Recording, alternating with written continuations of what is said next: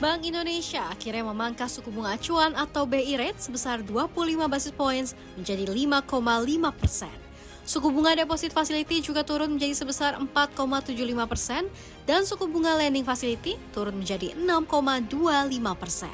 Ini merupakan posisi suku bunga acuan terendah dalam 2 tahun terakhir. Suku bunga acuan BI terakhir kalinya berada di level 5,5% pada Desember 2022.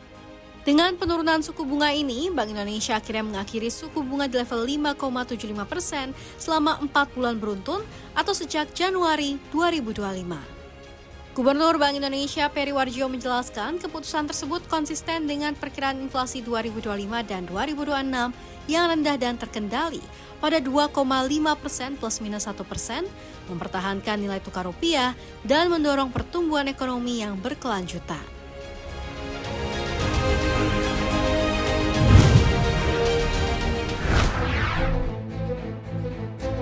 Kejaksaan Agung telah menangkap Direktur Utama PT Sri Rezeki Isman Tbk atau Sritex Iwan Setiawan Lukminto. Penangkapan dilakukan di Solo pada 20 Mei malam.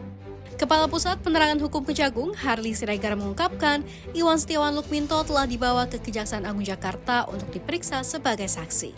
Mengenai kasusnya, Harli menjelaskan bahwa Kejagung memang tengah menyelidiki kasus dugaan korupsi di Sritex. Harli mengatakan bahwa penyidikan tersebut mengenai pemberian kredit bank kepada Sritex dengan nilai jumbo, yakni 3,6 triliun rupiah. Harli menambahkan alasan penangkapan Iwan karena khawatir Iwan akan melarikan diri. Pada kasus ini, ada sejumlah bank yang menyalurkan kredit kepada Sritex, seperti PT Bank Negara Indonesia Persero Tbk, PT Bank Pembangunan Daerah Jawa Barat dan Banten Tbk, PT Bank DKI, dan Bank Pembangunan Daerah Jawa Tengah. Harli menjelaskan pengusutan kasus ini dalam tahap penyidikan umum.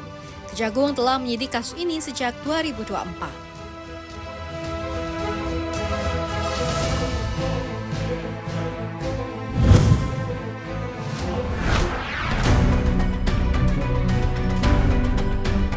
Kementerian Keuangan dan Asian Development Bank atau ADB telah menuntaskan konversi utang dalam jumlah besar dari dolar ke yen pertama dalam sejarah. Nominalnya setara 3,3 miliar dolar Amerika Serikat atau 54,12 triliun rupiah dari total 27 pinjaman. ADB menyatakan kebijakan konversi utang dari dolar ke yen ini mencerminkan strategi ADB yang lebih luas untuk mendukung pengembangan pasar mata uang lokal di kawasan Asia dan Pasifik. ADB terus menjajaki peluang pembiayaan mata uang lokal di seluruh kawasan. Portofolio mata uang lokal ADB secara keseluruhan mencapai lebih dari 5 miliar dolar Amerika Serikat per 30 April 2025. Pinjaman dalam mata uang lokal mencakup lebih dari sepertiga dari total pinjaman sektor swasta dan diperkirakan akan tumbuh hingga lebih dari 50% di tahun-tahun mendatang. Dengan konversi utang, Wakil Menteri Keuangan Thomas Jiwandono mengatakan Indonesia dapat menurunkan pembiayaan dan meminimalkan ketidakpastian keuangan. Hal ini pada gilirannya dapat memberikan ruang fiskal lebih besar untuk memenuhi kebutuhan mendesak lainnya.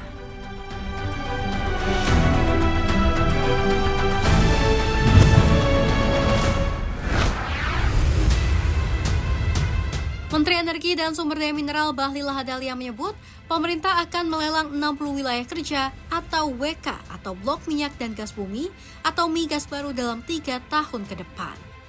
Bahlil memaparkan 60 blok migas ini ada di beberapa lokasi, antara lain Selat Makassar, Geng North, Kalimantan Timur, dan sebagainya.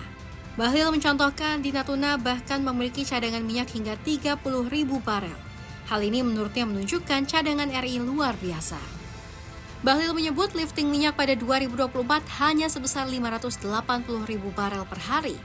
Di tengah produksi minyak yang kian menyusut itu, konsumsi BBM di dalam negeri kian meningkat atau angkanya mencapai 1,5 juta hingga 1,6 juta BPH. Artinya Indonesia harus mengimpor sekitar 900.000 BPH hingga 1 juta BPH. Bahlil menyatakan artinya saat ini posisi produksi minyak Indonesia di tahun 2024 berbanding terbalik dengan produksi minyak Indonesia di tahun 70-an. Koordinator Pengembangan Wilayah Kerja Minyak dan Gas Bumi Konvensional SKK Migas Irfan menjelaskan, 60 blok yang hendak dilelang merupakan proyek eksplorasi populer yang dimiliki Indonesia.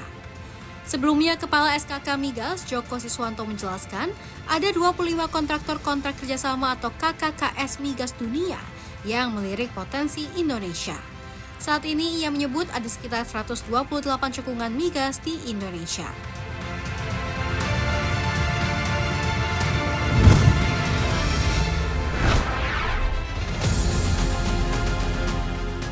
Gara-gara tarif yang ditetapkan oleh Presiden Donald Trump, pertumbuhan ekspor Jepang melambat pada bulan April 2025. Secara rinci, sejatinya total ekspor Jepang naik 2% pada bulan April dari tahun sebelumnya, sesuai dengan perkiraan pasar. Tetapi angka ini menunjukkan perlambatan dari peningkatan 4% pada bulan Maret. Impor turun 2,2% pada bulan April dari tahun sebelumnya, lebih rendah dari penurunan 4,5% yang diperkirakan oleh para analis. Akibatnya, Jepang mencatat defisit perdagangan 115,8 miliar yen, meleset dari ekspektasi surplus 227,1 miliar yen. Sementara itu, pengiriman KAS tujuan ekspor terbesar Jepang turun 1,8% pada bulan April dari tahun sebelumnya dan menandai penurunan pertama dalam 4 bulan karena menurunnya permintaan untuk mobil, baja, dan kapal.